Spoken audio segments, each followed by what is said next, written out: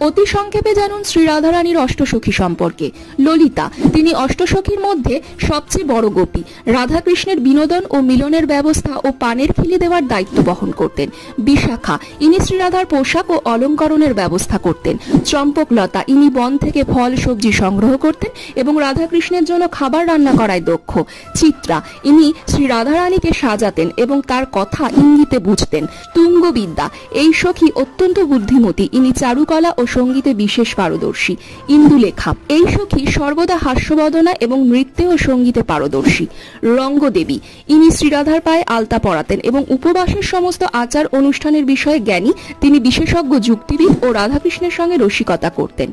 সুদেবী, ইনি হলেন অষ্টসখীর দলে সর্ব অন্তিম সখী। ইনি রঙ্গদেবীরই যমজ বোন এবং অত্যন্ত সুন্দরী। জলকে বিশুদ্ধ করার জ্ঞান ছিল এনার, তাই সুদেবীর প্রধান সেবা হল রাধাকৃষ্ণকে পানি অর্থাৎ জল দেওয়া।